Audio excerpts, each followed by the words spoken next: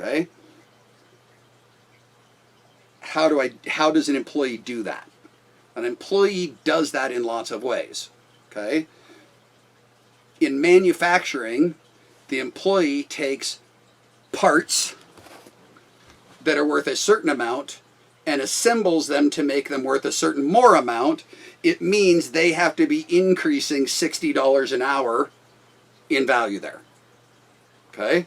Over an hour of their work, they have to find a minimum of $60 an hour in increase in value. Okay? So that's one of the easiest ones. Manufacturing makes that easier. If it's a service industry, if they're cleaning cars, they have to be able to do enough work to make me $60 during that hour. If I'm spending $15, they need to do $60 an hour's worth of work. Why is it double what they come in? Well, because there are a couple of things that are in my half of that. Okay? The first half I said, that's what they're costing. They really are costing that. I'm paying them a certain amount of it. I'm giving the government money just for the blessing of being able to give them, because I choose to pay them, the government gets a chunk. Okay? Then they have all of these other costs. What's the rest of that? That's the part that makes it worth doing. What do I pay in that half of it? I'm paying my loans back. I'm doing development costs in that. I'm doing all of those things, and I'm trying to do all of my half of it in hopes that there's something left at the top for me. Okay?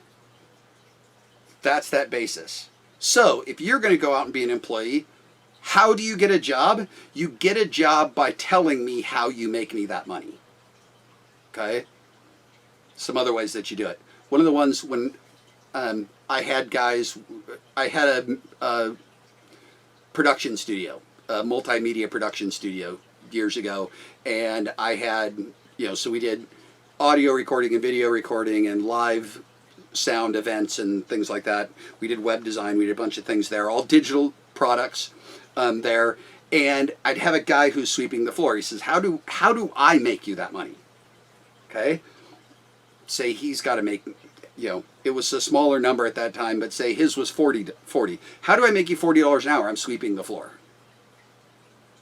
Okay, fair game, because he's not selling anything. There are some days he's serving, maybe he's serving at a live event or something like that, but most of the time, let's say he's cleaning the floor. He's sweeping the floor, he's taking out garbage. How does he make me money? Well, I was standing there talking to him, and I pointed into the office, and in that office, I had my web designer, who was also our IT person. He handled all IT for a fully digital studio. Audio and video, I had to have him there. The studio was, we might charge $250 an hour for a digital studio.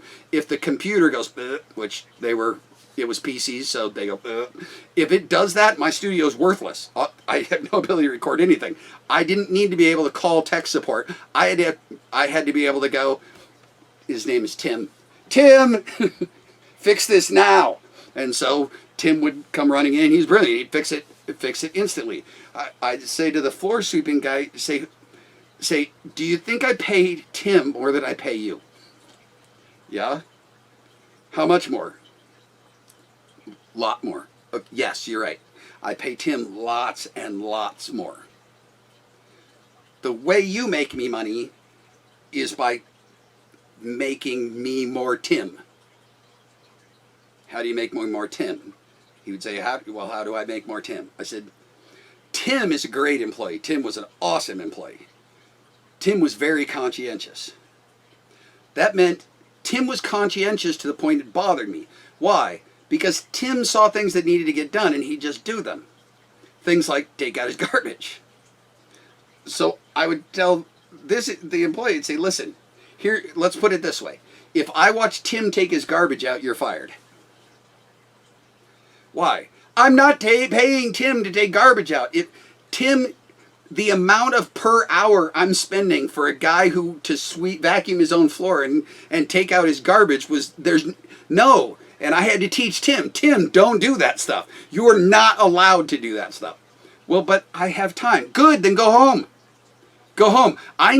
There are times I'm going to need every inch of your brain. And so I want to protect that. And the last thing I want to do is use it up doing things that I can pay a minimum wage employee to do. No, you're too valuable for that. So no, don't do that. So Tim can be going, because Tim literally being at home on his couch doing nothing was more valuable to me than what I paid the guy to take the garbage out. Because I was going to need that time later. And so it's trade-offs in time. So that's how your accountant makes your money. Your accountant is not out there selling your products. Your accountant is taking care of things inside, but they are doing it to free up the ability of the company to do sales more aggressively. Okay? We've often said that the first of the office jobs that was ever created was what's the word I'm looking for? HR. Okay? Human resources. Why? What do owners do? Why do owners want HR people? Because HR people, remember I said, who are we hiring? What are the first jobs I'm looking to hire? Oh, the stuff I don't want to do. We have HR people because they do things we don't want to do. Lots of companies have their HR people do their hiring and firing. Hiring in comparative is easy. Firing sucks.